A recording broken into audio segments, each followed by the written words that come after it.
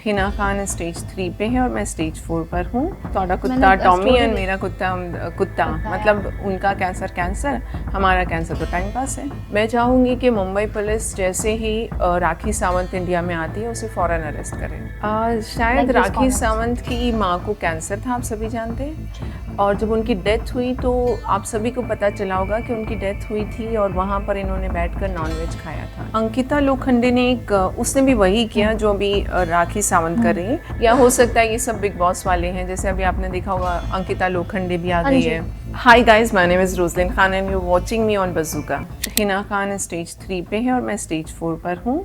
और वो एक हमने सुना था ना कि थोड़ा कुत्ता टॉमी एंड मेरा कुत्ता मतलब उनका कैंसर, हमारा कैंसर तो टाइम पास है। सो उनके पीछे बहुत सारे लोग हैं जो उनको सपोर्ट कर रहे हैं। इनफैक्ट वो दही जमा कर बैठ चुकी हैं मुंह में, उनकी अभी तक कुछ सामने आकर बोल नहीं रही हैं, और उनके बिहाफ पर बहुत सारे लोग सामने आ चुके हैं। अभी आज सुबह की अपडेट ये है कि राखी सावंत मेरी पोस्ट पर आके गंदी लैंग्वेज में बात कर रही है।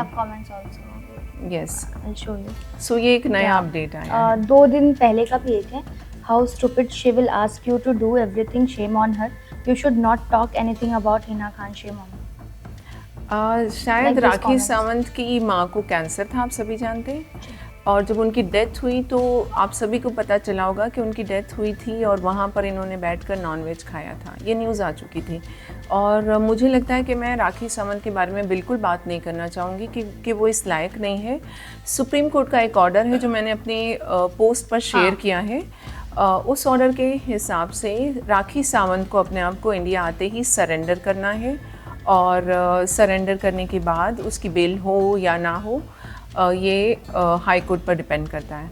सो एक ऐसी क्रिमिनल जो इंडिया से भाग चुकी है, जो मुझे ऐसी लैंग्वेज में बात कर रही है, तो मुझे लगता है कि मैं उसके बारे में बिल्कुल बात नहीं करना चाहूँगी।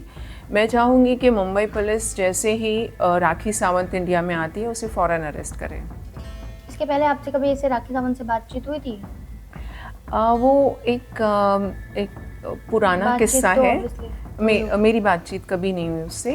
मेरी सिस्टर से उसने कुछ चीज़ें ली थी जो वापस नहीं दी, और मैंने उससे कहा था कि वापस कर दो, तो वो ब्लॉक करके गायब हो चुकी थी क्योंकि उसका कुछ आदिल के साथ कुछ चल रहा था, और फाइनली फिर वो एब्सकॉन्डिंग हो गई इंडिया से। तो अब उसे बहुत अच्छा बहाना मिला है कि हिना के बहाने से मुझे टारगेट किया जाए, या हो सकता है ये सब बिग बॉस वाले हैं, जैसे अभी आपने देखा होगा अंकिता लोखंडे भी आ गई है।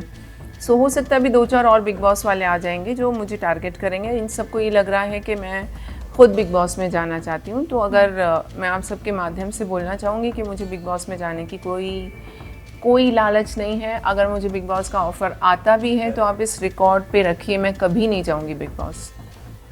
अंकिता लोखंडे से क्या भिड़ंत हो गई? मतलब मैंने देखा कि अंकिता लोखंडे का एक वायरल हो गया कि भाई उन्होंने हिना खान को सपोर्ट करते हुए बहुत कुछ। हाँ, तो क्या कहेंगे आप? आपका एक स्टोरी भी सामने आया हिना खान को लेके, #अंकिता लोखंडे। हाँ, अंकिता लोखंडे ने उसने भी वही किया जो अभी राखी सावंत कर रही है। मेरी किसी पॉडकास्ट का एक वीडियो शेयर किया और उस पर बहुत गंदी लैंग्वेज यूज़ की। मेरे कैरेक्टर पर उंगली उठाई कि हाउ चीप इट इज़। सो तुम किसी को पब्लिकली चीप बोल रहे हो। देखो, सबसे पहले तो चीज़ ये है कि मैं अगर हिना के साथ बात कर रही हूँ तो we 2 cancer survivors are talking to each other. Who the hell are you to talk to me like this? सबसे पहला ये सवाल है। और कैंसर का सी भी आपको पता नहीं होगा, और आप मुझसे बात कर रहे हैं कि वो कीमोथेरेपी के वक्त रो रही थी। अगर वो कीमोथेरेपी के वक्त इतनी डिफ़िकल्टीज़ में थी तो उसने स्कूबा डाइविंग कैसे की? सो आप सभी मेरे से सवाल कर रहे हैं, सब जितने भी लोग हैं। इनफैक्ट चाहें तो वो हिना से सवाल कर सकते हैं। इनफैक्ट मुझ तक अभी कुछ बातें आई हैं कि हिना से किसी रिपोर्टर ने सवाल किया था और वो वहाँ से भाग खड़ी हुई। तो हिना इस बात का जवाब कभी नहीं देगी। मैंने हिना से कहा कि अपनी रिपोर्ट पोस्ट करो। अगर आप आप ये कह रही हो कि आप अवेयरनेस फैला रही हो, तो रिपोर्ट क्यों नहीं पोस्ट कर रही हो?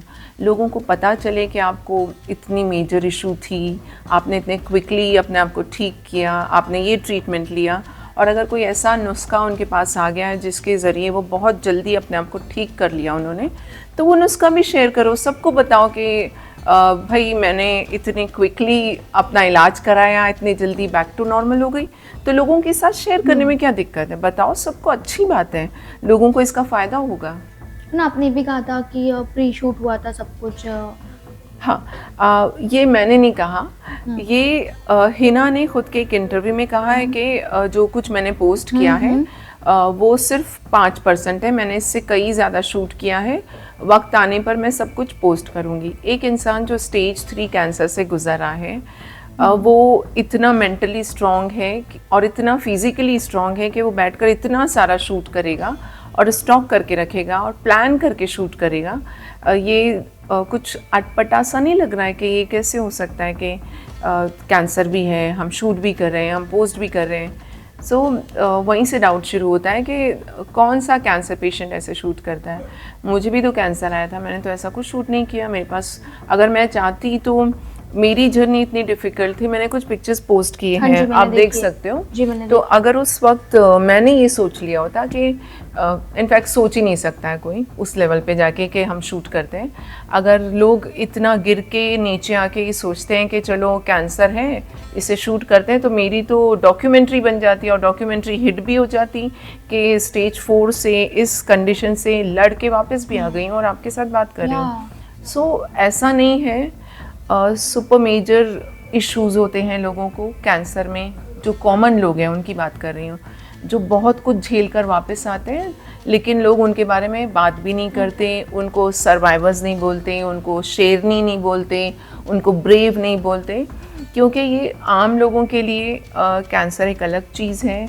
और आजकल फिल्म इंडस्ट्री वालों ने इसका मजाक बना दिया है, इस पर न्यूज़ बनाई जा रही है और पब्लिसिटी बनाई जा रही है।